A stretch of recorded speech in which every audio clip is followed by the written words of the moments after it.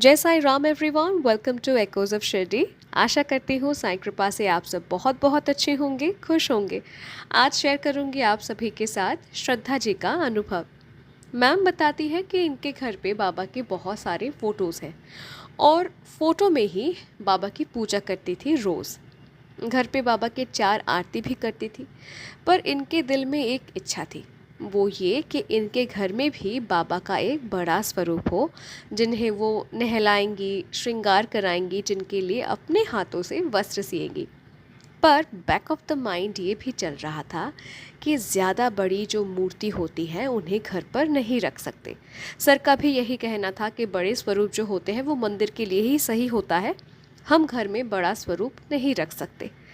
पर मैम को ना बहुत बड़ा स्वरूप नहीं चाहिए था, उन्हें बस एक मीडियम साइज़ का स्वरूप चाहिए था बाबा का, जिन्हें वो नहलाएंगी, श्रृंगार कराएंगी, मतलब उनको सुकून भी मिले और मतलब श्रृंगार करा के नहला के तो उनको बहुत दिल से ना वो साइज़ का एक स्वरूप चाहिए था। तो जब सर ने मना कर दिया तब मैम ने साईं बाबा को कहा कि बाबा मुझे आपका एक बड़ा स्वरूप चाहिए, मेरे पति ने तो मुझे मना कर दिया है, अब मैं मेरी इच्छा किसी को नहीं बताऊंगी, आपको मेरे घर आना होगा। आप कैसे आएंगी ये भी मुझे नहीं पता, मेरी ननद जो है वो साल में एक बार तो शिरडी जाती ही है, मैं उनसे भी नहीं कहूँगी कि आपका स्वरूप मुझे ला दे, ना ही खुद अपने पैसों से मैं आपको खरीदूँगी। आपको मेरे घर आना होगा, मेरे पास, मैं आपका इंतज़ार करूँगी। तो बड़े सादे दिल से अपने भाव को साईं चरणों में मैम ने रख दिया। अब इनके घर के पास एक साईं मंदिर है, वहाँ मैम हफ्ते में एक बार जाती थी और जब भी जाती थी वो बाबा के लिए, मतलब मंदिर में जो साईं बाबा का स्वरूप था वहाँ बाबा के लिए वो नए वस्त्र अपने हाथों से सी कर लेके जाती थी, बाबा के लिए भोग बनाकर लेके जाती थी और बाबा को अपने हाथों से वहाँ नहलाती थी। अब मन में सवाल आ सकता है कि मंदिर में जनरली भक्तों को तो ये मौका नहीं मिलता कि वो बाबा को नहला सके या अपने हाथों से वस्त्र सीकर बाबा को पहना सके, बाबा के लिए भोग बनाकर ले जाकर बाबा को अर्पण कर सके। जनरली ऐसा मौका हर मंदिर में नहीं मिलता, मतलब मंदिर नहीं देते ये मौका, राइट। तो मैम बताती हैं जिस मंदिर में, जिस साईं मंदिर में वो जाती थी वहाँ बाबा तो थे, पर जैसा अभिषेक श्रृंगार करना होता है कोई नहीं करता था और इनको ना रोना आता था कि बाबा को लाए तो है मंदिर में पर उनका उचित सेवा नहीं हो रहा था। फिर मैम को लगा कि जब तक घर पे बाबा का बड़ा स्वरूप नहीं आता, शायद बाबा इनको एक मौका दे रहे हैं कि मंदिर में मैम सेवा कर सके।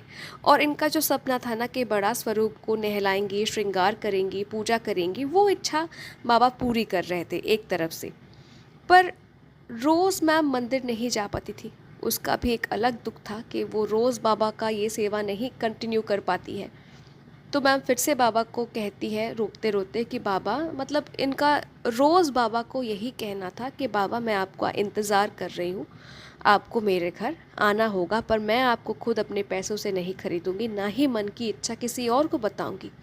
आपको मेरे घर आना होगा, कैसे नहीं पता, पर मैं आपकी इंतज़ार कर रही हूँ। 1 साल तक बाबा ने इनको इंतज़ार करवाया, बहुत तड़पाया, फिर आए बाबा इनके घर। सुनिए कैसे। इनका पार्लर है, मैम एक पार्लर ओन करती है और इनकी एक क्लाइंट है जो साईं भक्त है और उनके घर में बाबा की एक मूर्ति है। ये जो फ़ोटो आप देख रहे हैं मैं इसी स्वरूप की बात कर रही हूँ।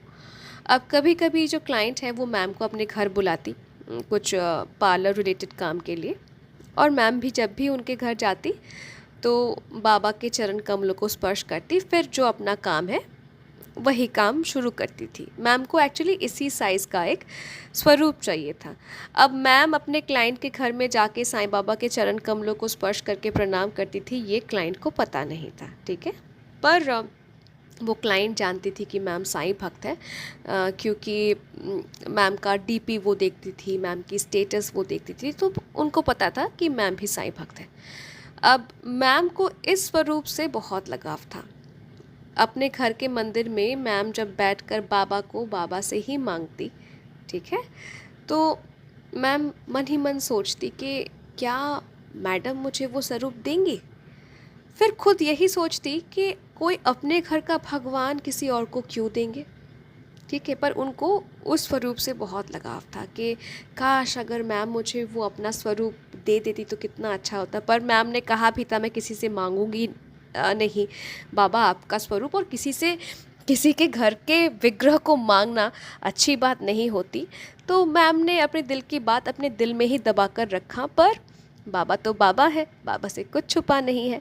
अब जो क्लाइंट थी, उनके हस्बैंड हाई कोर्ट के जज थे और उनका रिटायरमेंट था। अब एक दिन मैम की क्लाइंट मैम को घर बुलाती है और कहती है कि श्रद्धा मैं आपको कुछ देना चाहती हूँ, आप लेंगी? तो मैम पूछती है क्या?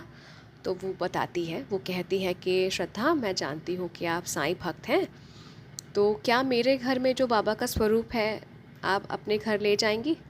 क्योंकि मेरे हस्बैंड का रिटायरमेंट होने वाला है और गवर्नमेंट से अलॉट किया गया जो बंगलो है हमें छोड़ना है, और जहाँ हम जा रहे हैं वहाँ अलग से पूजा रूम नहीं है, तो क्या आप अपने घर मेरे बाबा का स्वरूप ले जाएंगी? ये सुनकर मैम बहुत एक्साइटेड हो गई, डर गई और सरप्राइज्ड भी थी। सरप्राइज थी इसीलिए कि जो बार बार वो सोचती थी कि मैडम अपना साईं मूर्ति मुझे देंगी क्या, ये जो इनका सोच था ये हकीकत कैसे बन गया, क्योंकि इस बारे में तो उन्होंने मैम को कुछ कहा नहीं था। तो वो बहुत सरप्राइज थी कि ये सच कैसे हो गया। अब खुश थी, एक्साइटेड थी इसीलिए क्योंकि जिस साइज़ का स्वरूप इनको चाहिए था वैसा ही स्वरूप इनको मिलने जा रहा था। और डर इस बात का था कि इनके हस्बैंड राज़ी नहीं होंगे, क्योंकि उन्होंने पहले ही कह दिया था कि घर में बड़े स्वरूप नहीं रखे जाते, बड़े स्वरूप मंदिर के लिए ही सही है। पर इनके मुंह से न निकल गया कि हाँ हाँ मैं ज़रूर लेके जाऊंगी, बाबा को अपने घर लेके जाऊंगी, और मुझे बस थोड़ा टाइम दीजिए, मैं अपने हस्बैंड से पूछ लेती हूँ। तो उस मैम ने भी कहा कि हाँ ठीक है, आप अपने हस्बैंड से पूछ लीजिए, फिर बाबा को ले जाइए अपने घर। मैम अपने क्लाइंट के घर से वापस लौटती है और सीधा जाती है साईं बाबा के पास और कहती है कि बाबा आप मेरे घर आ रहे हैं, इंतज़ाम आपने खुद किया है, अब मेरे हस्बैंड को राज़ी भी आप कराएंगे, क्योंकि बड़ी मूर्ति वो अलाउ नहीं करेंगे। आप सब कुछ संभाल रहे हैं, रास्ता आपने खुद ही बनाया है, आगे का रास्ता भी आपको बनाना पड़ेगा। मैं जा रही हूँ मेरे पति के पास, उनके मुंह से बाबा ना नहीं निकलना चाहिए।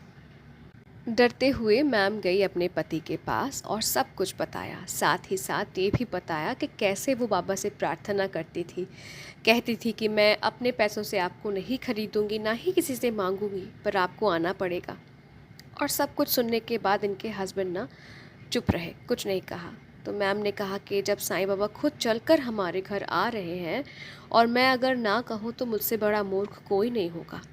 बाबा कहेंगे कि मैं तो तुम्हारे घर आ रहा था पर तुमने मुझे मना कर दिया। ये सुनकर उनके पति ने तुरंत हाँ कर दिया। तो मैम ने पूछा फिर से कि आप श्योर है ना, क्योंकि मूर्ति बड़ी है? तो इनके पति ने कहा कि कोई बात नहीं, जाओ तुम मूर्ति लेकर आओ। और ये सुनने के बाद इनकी खुशी का कोई ठिकाना नहीं था। ये खिलखिलाने लगी, हंसने लगी, खुश होने लगी कि बाबा आएंगे, मेरे बाबा मेरे घर आएंगे। इनसे और रुका ही नहीं गया, बहुत बहुत खुश हो गई वो। इनका इंतज़ार ख़त्म हुआ और अगले दिन वो अपने क्लाइंट के घर गई, बाबा के लिए नए वस्त्र सी कर लेके गई। वस्त्र लेके गई इसीलिए क्योंकि जो क्लाइंट थी ना वो बाबा को वस्त्र नहीं पहनाती थी, वो बाबा के गले में सिर्फ रुद्राक्ष का माला पहना के रखती थी, जैसा आप सभी ने फ़ोटो में देखा। तो मैम चाहती थी जब बाबा इनके घर आए तो नए वस्त्र पहन के श्रृंगार करके आए, तो बड़े प्यार से मैम अपने हाथों से वस्त्र सी कर लेके गई थी बाबा के लिए। और 4 फरवरी मैम बाबा को अपने घर लेके आई।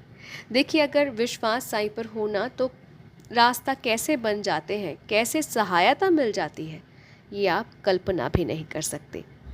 और देखिए बाबा कितना सुनते हैं। जब भी आप बाबा के सामने बैठकर कुछ कहते हैं, प्रार्थना करते हैं, ये मत सोचिए कि आप एक मूर्ति के सामने बात कर रहे हैं या एक फ़ोटो के सामने बात करते हैं। बाबा मौजूद रहते हैं वहाँ। और ना सिर्फ मौजूद रहते हैं, आप क्या कह रहे हैं, आपके मन क्या है, आप जो कह भी नहीं पाते, बाबा सब सुनते हैं और सब देखते हैं। देखिए मैम ने कहा था कि मैं किसी से आपको नहीं मांगूंगी और ना ही अपने पैसों से आपको ख़रीदूंगी, पर आपको आना पड़ेगा मेरे घर, मैं इंतज़ार करूंगी। हाँ बाबा ने इंतज़ार करवाया, मैम को इंतज़ार करवाया 1 साल। पर बाबा आए इनके घर ठीक वैसे ही जिस साइज़ में मैम को एक स्वरूप चाहिए था, बाबा वैसे ही आए। सो बाबा इतने अच्छे, बाबा इतना सुनते हैं अपने भक्तों को। ठीक है ma'am, thank you so very much इतना खूबसूरत एक अनुभव हमारे साथ शेयर करने के लिए। मेरे साईं परिवार, अनुभव अच्छा लगा तो प्लीज़ लाइक कीजिए, शेयर कीजिए, सबके साथ साईं महिमा बांटिए। ठीक है, अगर अपना अनुभव मेरे साथ बांटना चाहते हैं तो आप मुझे ईमेल कर सकते हैं, इंस्टा पे डायरेक्ट मैसेज कर सकते हैं, या फिर मेरे व्हाट्सएप नंबर में भी आप मुझे मैसेज कर सकते हैं। कॉन्टैक्ट डिटेल्स डिस्क्रिप्शन पे दिया हुआ है। और अगर अभी तक जुड़े नहीं हैं इस चैनल के साथ, साथ ही साथ हमारा second channel eternal science grace, जहाँ पे रोज़ सुबह साई संदेश यानी साई वाणी अपलोड होता है, उस चैनल को भी अगर सब्सक्राइब नहीं किया है तो कर लीजिए। मिलती हूँ बहुत बहुत जल्दी एक नए साई अनुभव के साथ। टिल देन, जय साई राम।